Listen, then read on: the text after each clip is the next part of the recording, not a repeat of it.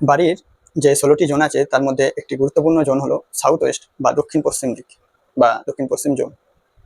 এই জোনের বা দিকের গুরুত্ব খুবই বেশি। এই জোনের প্রধান বৈশিষ্ট্যগুলি হলো, প্রথম হলো সম্পর্ক এবং স্থায়িত্ব।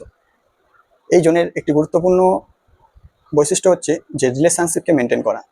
আমাদের ফ্যামিলিতে বা হাজব্যান্ড ওয়াইফ হোক বা বাড়ির অন্যান্য মেম্বারদের মধ্যে যত রকমের রিলেশনশিপ ক্রাইসিস বা রিলেশনশিপ রিলেটেড সমস্যা হয়, সেগুলি মেনলি এই জোন থেকে দেখা হয়। অন্যান্য জোনও কিছুটা রেসপন্সিবল থাকে, তবে প্রধান জোন হলো এটি।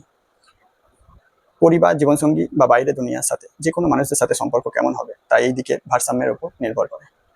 ম্যারেজ বা বিবাহতে দেরি হওয়া বা বিবাহ পরবর্তী রিলেশনশিপ, তার জন্য এই জনকে দেখা হয়। দক্ষতা বা স্কিল, আপনার বা আমাদের মধ্যে ভিতরে যে কোনো রকমের টেকনিক্যাল বা নন টেকনিক্যাল যে কোনো রকমের যে স্কিল থাকে বা শিল্পকলা, কর্মদক্ষতা বা অভিজ্ঞতা থাকে, সেগুলোকে সঠিকভাবে কাজে লাগানোর ক্ষমতা এই দিকটি নিয়ন্ত্রণ করে।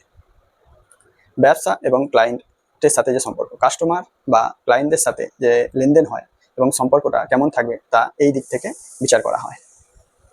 লিগ্যাসি বা বংশানুক্রমিক ধারা, পূর্বপুরুষদের থেকে পাওয়া কোনো রকম ব্যবসা বা পারিবারিক নিয়মকানুন বা আমরা যেগুলো শিখি বড়দের থেকে, এগুলো পরবর্তী জেনারেশনেতে কীভাবে আমরা এগিয়ে নিয়ে যাব এবং তার যে ক্ষমতা বা সেই সব ব্যাপারগুলো এই দিক থেকেই বিচার করা হয়, বা এই জন কেমন আছে, ব্যালেন্স আছে কি ইমব্যালেন্স আছে, সেই দিকে দেখা হয়। এই সাউথ ওয়েস্ট বা দক্ষিণ পশ্চিম জোনটি আছে যে এইদিকে মেন যে এলিমেন্ট বা তত্ত্ব হলো, এটি হলো আর্থ এলিমেন্ট বা পৃথিবী তত্ত্ব। এইদিকে যে মেন কালার হচ্ছে cream colour, beige colour, yellow, golden colour.